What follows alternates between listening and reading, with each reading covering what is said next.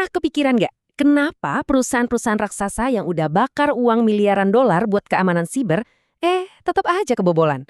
Serius, ini kayak misteri zaman now banget ya. Nah, di balik layar monitor yang super canggih dan tembok perlindungan itu, sebenarnya ada krisis besar yang lagi terjadi di dalam tim keamanan kita. Namanya alert fatigue, alias kelelahan luar biasa karena notifikasi ancaman yang nggak ada habisnya. Coba bayangin kamu lagi di atas kapal yang pelan-pelan bocor dan mau tenggelam, terus kamu panik nyumbat lubang-lubang air yang terus aja bermunculan. Gila kan? Nah, persis kayak gitu rasanya jadi tim IT sekarang ini. Berdasarkan survei dari Sense, mereka dihajar habis-habisan setiap hari. Bayangin aja, 72% organisasi berhadapan sama phishing, 50% kena spyware, dan 49% diancam ransomware terus-menerus. Volume serangannya benar-benar masif. Kalau cuma ngandelin software yang teriak, "Hey, ada bahaya," setiap detik, jelas udah nggak efektif lagi. Kita butuh pendekatan yang benar-benar beda. Makanya, di penjelasan visual kali ini, kita bakal bongkar habis-habisan konsep dari buku Practical Cyber Intelligence karya Wilson Bautista Jr. Kita bakal cari tahu gimana caranya mengubah tumpukan data mentah yang bikin pusing itu jadi intelijen yang beneran bisa dipakai buat melawan. Dan yang paling seru nih, kita bakal lihat gimana strategi militer kelas atas bisa dipakai untuk merevolusi pertahanan digital korporat modern. Oke, kita mundur sebentar ke masa lalu. Waktu Perang Revolusi Amerika, Jenderal George Washington harus ngadepin pasukan Inggris yang jumlahnya jauh lebih besar, lebih jago, dan pastinya punya dana nggak berseri. Di atas kertas, pasukan Amerika harusnya udah habis. Tapi Washington ini pinter. Dia pakai taktik spionase dan intelijen. Dia bikin jaringan mata-mata, nyadap surat, dan manipulasi informasi. Jenderal Washington ngebuktiin satu hal penting. Pas kamu kalah jumlah dan sumber daya, intelligence itu satu-satunya kunci buat membalikan keadaan. Nah, kalau di dunia siber, kita sering banget dengar istilah threat intelligence. Tapi bedain ya, threat intelligence itu cuma fokus sama musuh di luar sana, siapa mereka, dan senjatanya apa. Masalahnya, data mentah soal musuh itu bakal percuma kalau kamu nggak paham kelemahan di rumahmu sendiri. Jadi, poin krusialnya begini. Cyber intelligence itu level berikutnya. Ini soal gimana kita gabungin data ancaman dari luar sama kondisi kerentanan di dalam jaringan kita sendiri. Dengan begitu, kita tahu persis di titik mana musuh kemungkinan besar bakal nyerang. Dan disinilah kecepatan bertindak jadi segalanya. Mari kita masuk ke bagian 1, rahasia dari UOD Loop, yang ngebahas tentang mengubah perang atrisi yang melelahkan menjadi sebuah manuver cerdas. Konsep ini dibikin sama ahli strategi militer John Boyd. OOD Loop itu bukan sekedar teori bertahan biasa, tapi sebuah siklus pengambilan keputusan yang super cepat. Amati, orientasi, putuskan, dan bertindak.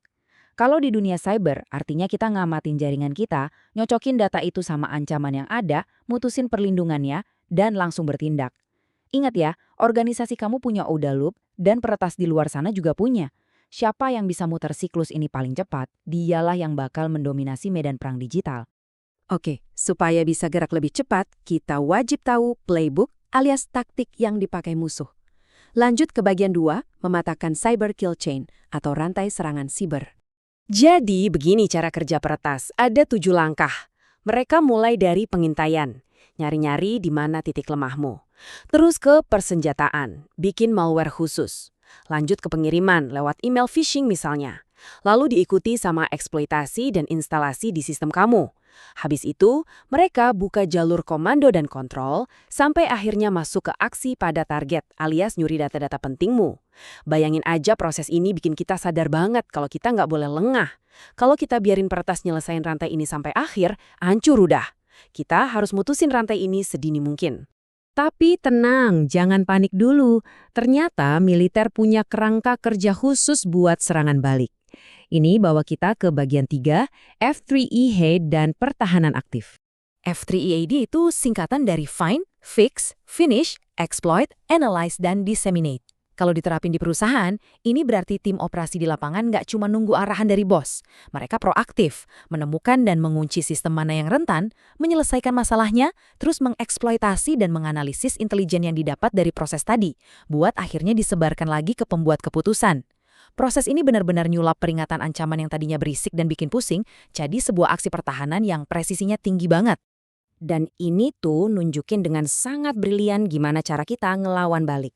Kalau kita petakan taktik serangan versus taktik pertahanan, kelihatan banget strategi yang solid.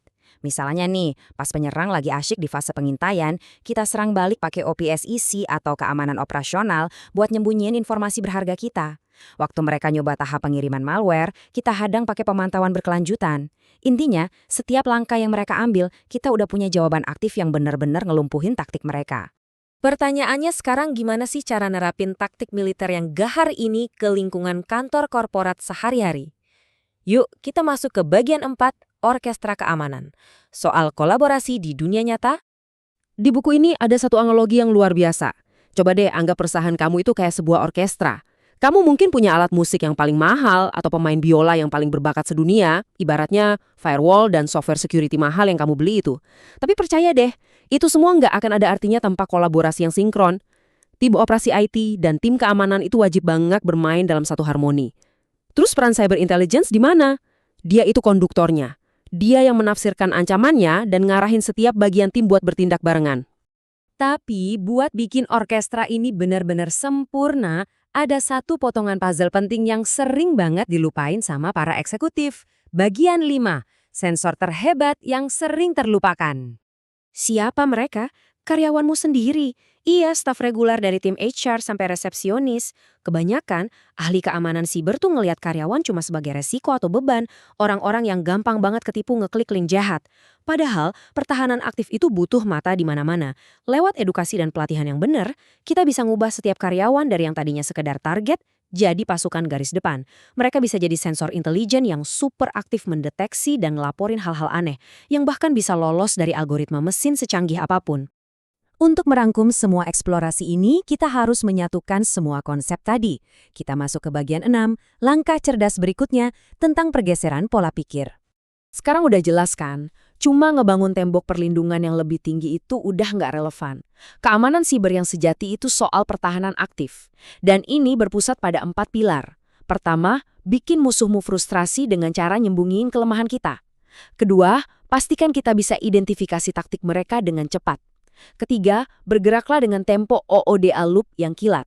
Dan keempat, desentralisasi komando, kasih wewenang ke tim di lapangan buat langsung bertindak tanpa harus nunggu birokrasi berbelit. Inti dari semua ini cuma satu, lumpuhkan siklus keputusan musuh.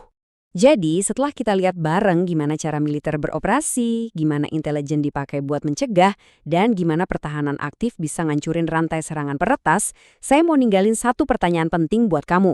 Apakah organisasi kamu saat ini udah secara aktif berburu ancaman di luar sana? Atau kalian cuma lagi duduk diam, pasrah, dan nunggu giliran buat jadi korban peretasan berikutnya?